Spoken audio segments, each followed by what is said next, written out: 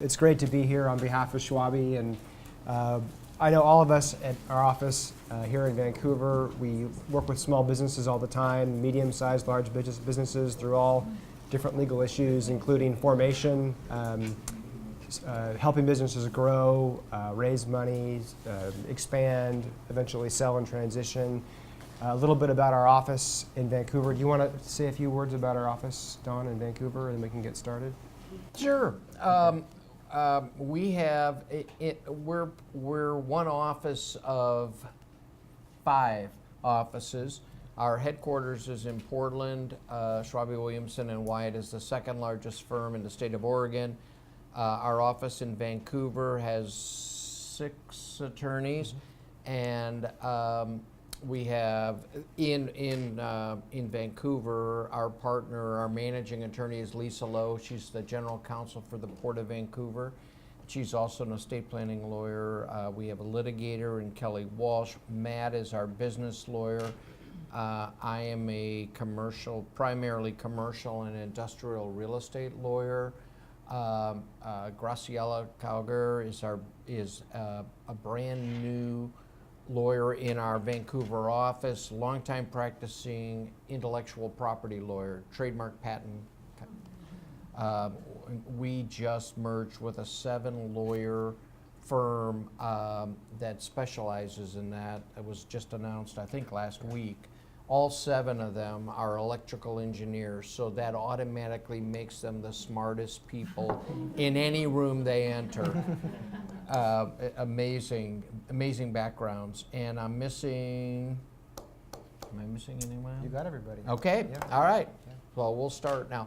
The main thing is, if you have questions, please feel free to ask them. You don't have to, at least when I'm talking, you don't have to wait till we're done. While the subject's fresh, go ahead and ask it. Yeah, I echo that. Please jump in with questions. These types of things are always best interactive, and if you have a particular thing on your mind, we want to be a resource to you. So I'll go ahead and get started with my part of the program, and I'm going to talk, the topic for today's discussion is legal pitfalls, and one of the kind of a bigger picture way that I like to help business owners and clients understand how that all fits together is really what are some of the ways that you can, as you grow your business and plan, that you can avoid some of those legal pitfalls, and so that when you are ready to eventually transition the business, whatever that transition may be, your assets are protected to the greatest extent possible, and the value of the business is built up to the greatest extent possible. And so that area of law is generally known as business succession planning or transition planning, and there are a lot of I think really good takeaways that I'm hoping to cover for you guys that talk about some strategies from the legal end that you can take now, even as a startup or a growth stage company, some things to take away from that may help you so that you are ready to transition to get you the best result possible. So transition planning and exit planning is really the process of allowing business owners to plan for maximizing value, and so that they can exit on terms that are most favorable to them, and terms that they dictate, rather than having a forced sale, a forced liquidation, forcing a closure of the door or something like that. And really, every business, regardless of whether you're just starting or you're mature or thinking about selling in 10 years or something like that, having a good idea of what the business is worth is a really good place to start, because that is going to dictate a lot of your next steps. For example, if you know that your business is worth X, and you know that eventually you want to sell the business, or you want to pass it down to key employees or to your children for a certain amount that you need so you can do whatever is next in your life, there are ways to fill that valuation gap between what the business is worth now and what you need it to be worth when you want to exit. And that's where a lot of the legal strategies can come in, as far as filling the gaps and de-risking the business. And in the folios that were passed out, there are some materials that I brought. And the first page there is a very general overview of what are transition options for a business. And they really fall into about 3 categories. Internal transitions are passing off ownership and management of the business to folks who are already in the business. So that could be key employees, that could be management team, and it could be existing business partners. And I've seen a lot of these types of transitions in the last few years. A lot of the businesses in Clark County are family-owned, closely held companies, and you see a lot of transitions within the existing ownership and management structure. And there are unique issues associated with that. For example, if you have multiple owners in a business, what is the document that governs the relationship between the multiple owners? And is there a mechanism in place to deal with conflict and to deal with succession if one of the owners wants out or one of them wants to sell their interest in the business? Third-party transitions may include a sale to a financial buyer, like a private equity firm who is coming in to take over the business as an investment, or they want to come in as a partial owner and infuse some capital and help take it to the next level. A sale to a strategic buyer would include somebody else in the industry who is looking to gain some competitive advantages by associating with you or acquiring you or partnering with you. And oftentimes you'll see joint ventures where a company will have a strategic contract basically with a key supplier or something like that that allows them to have some efficiencies. Those are all transition options because in each case there's usually some liquidity to the owner as part of that process. And also we have a lot of family businesses in Clark County, and I know. Let me ask you a question. Yeah, please do. So Matt, this just occurred to me as he's talking, and I'm actually listening and paying attention. So oftentimes when you start that business, you have a fellow partner or fellow person in there with you. And so Matt said, so it might be time to transition. That is not the time to try to draft that agreement or when an issue arises. That's like the worst time. So if you form an entity, and for instance, a limited liability company or a corporation, you want to have provisions in there to address how do you sell it, what do you sell it for. Absolutely, yeah. Yeah, when you're a sole proprietorship, it's pretty easy to get started because the documents that you need are minimal. But as soon as you have multiple owners in the business, that's when it's really important to have those rights and obligations clearly defined in an operating agreement or a shareholders agreement, something like that. That's absolutely right. And those types of documents can be a really useful tool for planning transfers within the family. I know there's a couple family businesses here, and with family businesses, you insert a whole different dynamic of the family relationship and how to manage conflict within the family and within the business. And sometimes those are directly related and sometimes they're not, but it's a whole different set of kind of unique things to consider when you're dealing with a family business. So that's a real high-level look at the three types of buckets for transition options, and I want to talk a little bit about. So we know what those options are as far as exit plans to get out of the business. What are some things that you as business owners or advisors, lenders to small businesses, medium-sized businesses, what are the types of issues that you can flag to work on now that will really help clean things up so you can always be ready for that transition? Because a lot of times you don't know when that opportunity is going to come. We've seen in the legal industry a lot of our clients get unsolicited offers by other competitors, by private equity firms, by opportunities that kind of come out of nowhere, and you want to be ready to jump on those when they do come. And if you don't have some of these things in line, it's going to be really difficult to enter into that relationship on terms that are favorable. So this is, I'm on the handout that's called Protect the Value, and these are some legal strategies that a business of any stage can work on that will really help protect some of those business values. Intellectual property is a big one. A lot of our businesses, especially in the tech industry, a ton of the value is tied up in intellectual property, and identifying what is protectable and actually taking some steps to do the protection is a really important thing to do. For example, a lot of small businesses will just start using a name, and they won't do a trademark search to see whether they have exclusive right to use that name in the state or at a national level if they're doing commerce outside of the state. So doing a trademark search and getting some registrations to help provide that exclusive right is really an important way to do that. Otherwise, you may be forced to change your name. Has that 5 or happened 10 recently with a client? It has happened without recently. mentioning Yeah, the name? It has Yeah. happened, yep.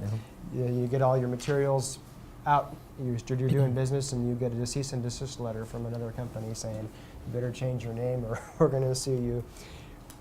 Regulatory risk, the regulatory landscape is changing all the time.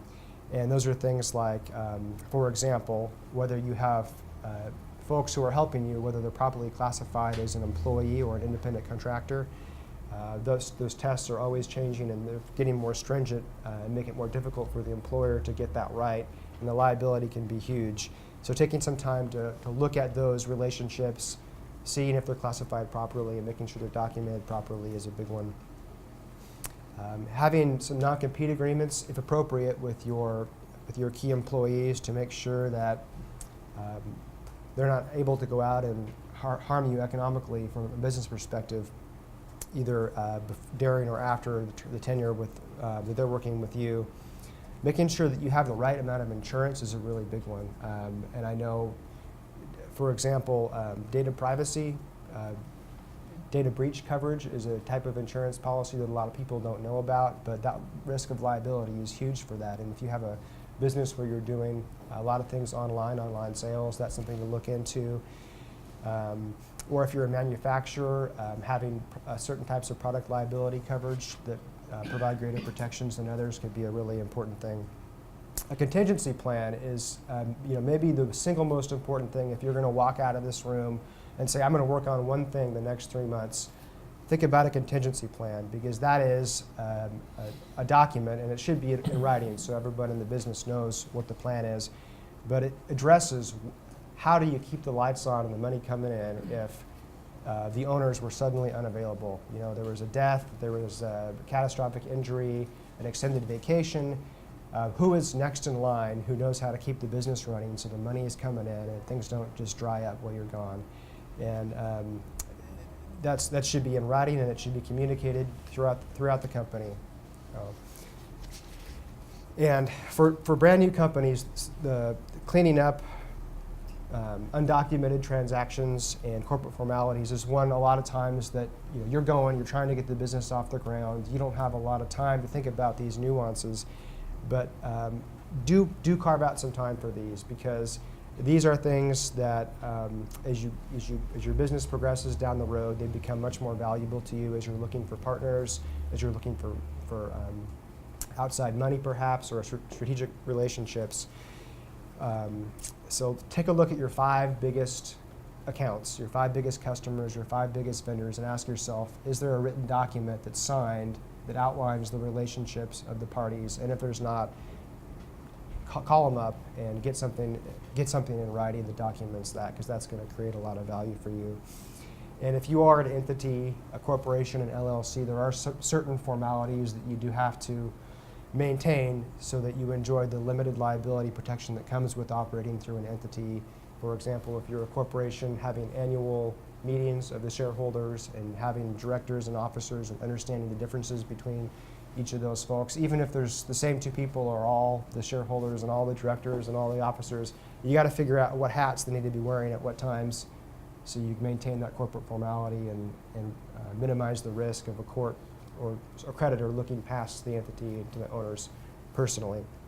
So those are some things you can work on now, regardless of what stage you're on, that will add value to your business.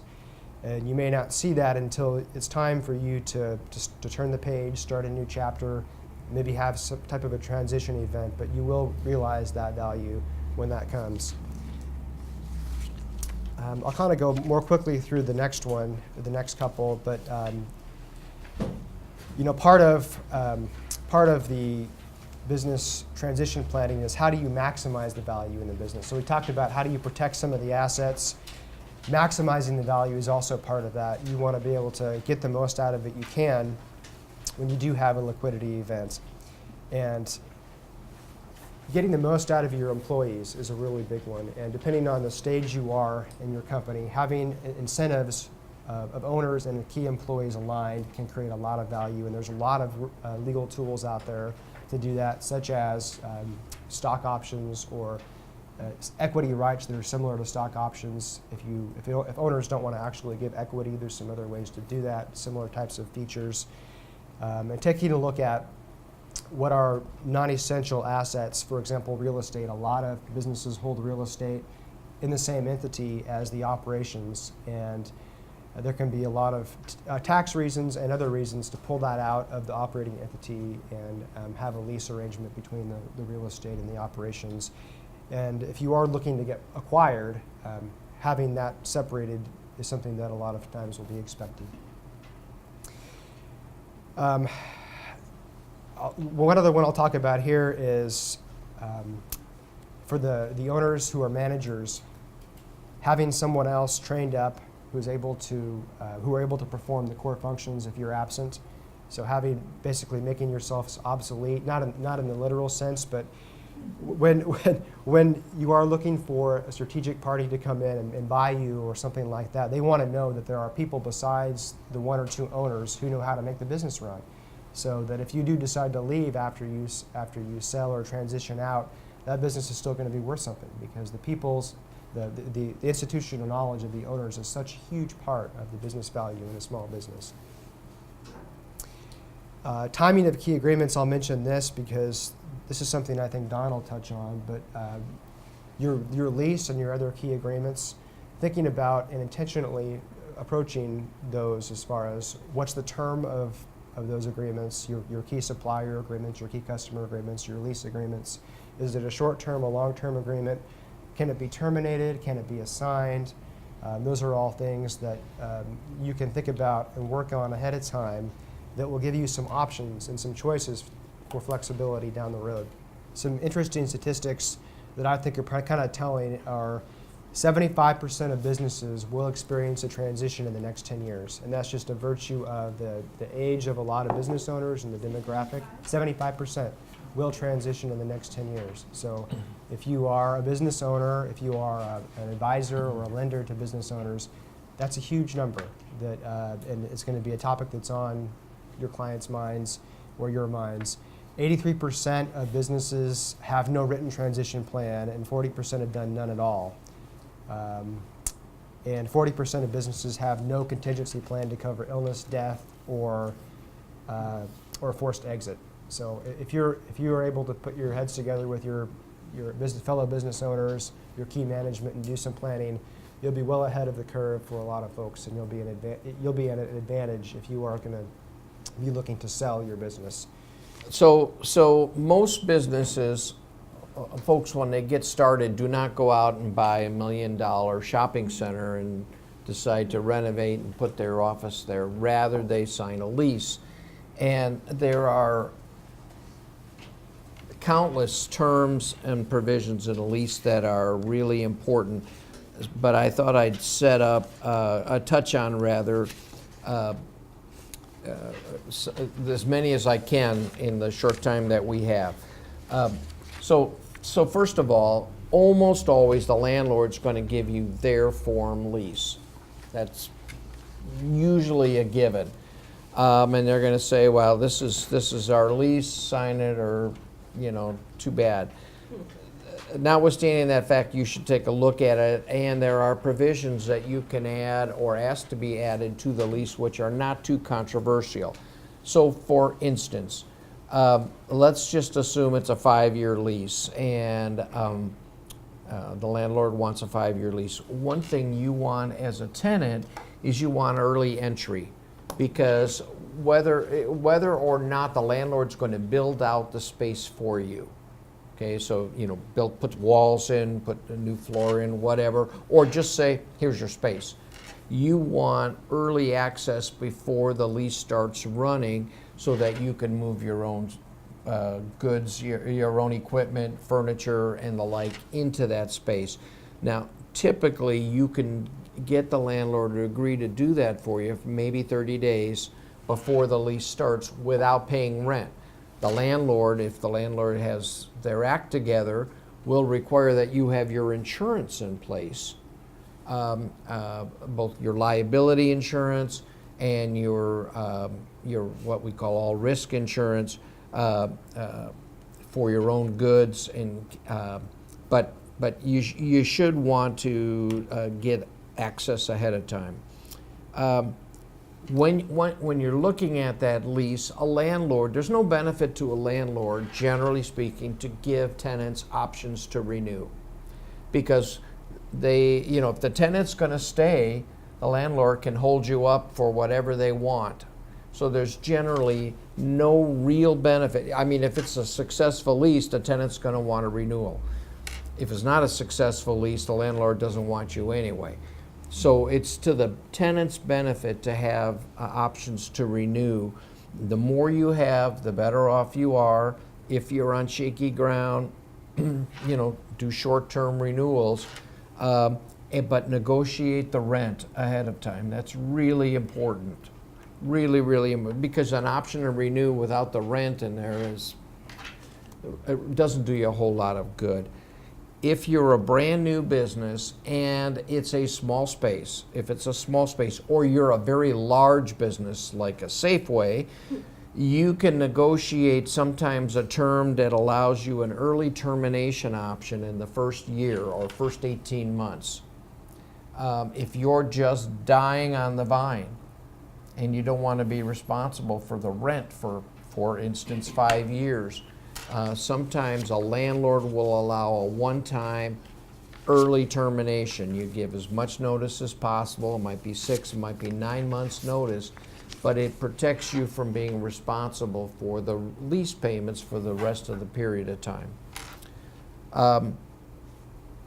You want so it's a 5-year lease, and the space is going to be reconfigured. So the landlord is going to do what we call some tenant improvements for the space.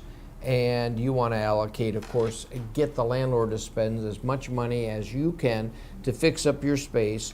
Mind you, that money is going to be added back into your lease payment. So it's not free money, generally speaking, but you want it fixed up. You want a delivery date. You want to know approximately when the landlord will provide the premises to you, and at that point the premises should be substantially complete. You want the right, once it's delivered to you, the landlord says, okay, we're done with our work. You usually want 2 things. Number 1, at the end of the lease it should say in an exhibit, what's the landlord's work? What are they going to do? It might be what we call a white shell. It just painted walls with dividers up, floor in, plumbing in the restroom, whatever, handicap accessible. So you want that in there, and then you want to have the right to walk through with the landlord and point out on a checklist, hey, you forgot to do this, or there are dings in the wall, with an obligation on the part of the landlord to repair those items within, for instance, 30 days. Rent. How much rent should it be, and how much should the annual increases be? You know, when the economy was really going crazy here in another lifetime, it was not uncommon to see 3% a year rent increases. That, over time, that can be pretty high. When things were really bad, if you saw rent was tied oftentimes to cost of living, and from a tenant's point of view, that's a good deal when the economy is terrible, because the cost of living was not even going up 1% a year. Landlords generally do not like to abide by that. Lately, what I have seen is a rent increase of like 1.75% to 2% per year. Sometimes landlords will agree to or will decide to go fixed rent for 5 years or for 3 years, and then take, if they're insisting on a 2% per year increase, bump up 6% at the end of 3 years or 10% at the end of 5 years, and then fixed again for the next 5 years. Sometimes it's best to decide, how does that work with your budget? Because the fixed rent might be great for 5 years, but then to suddenly face a 10% increase is maybe too much. If you're in a building or in a little strip mall, whatever, there will be undoubtedly what we call CAM charges, or common area maintenance charges. So you're going to pay your rent, but then you're going to have what we call additional rent, and that'll be your percentage of real estate taxes, the landlord's insurance, maintenance, things like that. So you as the tenant, you want to make sure that your space, you want to know what the square footage of your space is as compared to the entire area. So if you're renting 20% of the space, you're only responsible for 20% of the real estate taxes, 20% of the maintenance, 20% of the landlord's insurance, because the landlord will carry fire insurance on the entire building, which the landlord will pass on to you, but only your 20%, and the landlord will carry liability insurance for accidents in the parking lot, for instance, or someone getting assaulted. We've had, representing hotel owners and shopping centers, we've had people get assaulted and then they sue the owners of the shopping center. So you want to have your own liability insurance as a tenant, and you want to have all what we call all risk, or I'll touch on it a little bit more. But you want to make sure that you are only paying your fair percentage. Let's see. Typically, a landlord will want to charge a management fee or an administrative fee for their work on, if you're in a building with a few tenants, and that's an easy way for the landlord to pick up additional dollars. Oftentimes, they do virtually nothing on a small strip mall or whatever.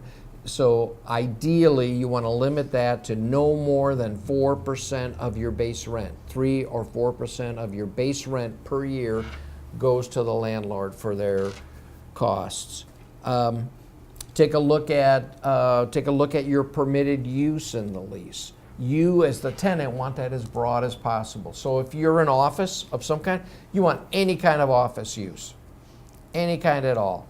Don't limit it to coffee roaster or typesetting, or because you may want to assign that lease it someday or transfer it, and you want it as broad as you possibly can. So you also want to take a look at the recorded covenants. Sometimes if you're in a shopping center, you'll have recorded covenants that will prohibit. So for instance, Applebee's is in that shopping center on a standalone pad, and it will have its own covenant that then gets recorded that limits what other food serving restaurants might be in that shopping center.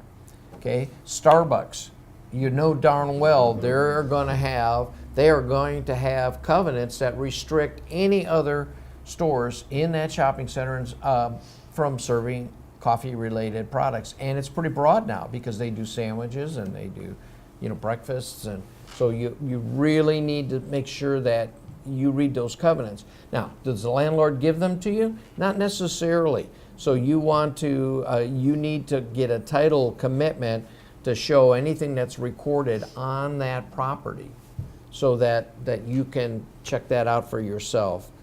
The maintenance obligations of the landlord. Ideally, for a tenant, you want to be responsible for everything inside of your doors and windows. You want the landlord responsible for everything else. Everything from the roof, the downspouts, the foundation, the doors, okay, the exterior doors, the windows. If you don't have a window, if the landlord's not responsible for the windows, you need to get a special endorsement on your insurance called plate glass coverage, because there's nothing like having somebody throw a rock through or a bullet through your windows. So you'd want that, but you ideally want, plumbing runs from the street into the building. You want the landlord to be responsible for that plumbing, when up until the point it crosses the inside of your space. So you're responsible for the piping in your bathroom, but not the piping out in the street and coming right up to the property. Signage.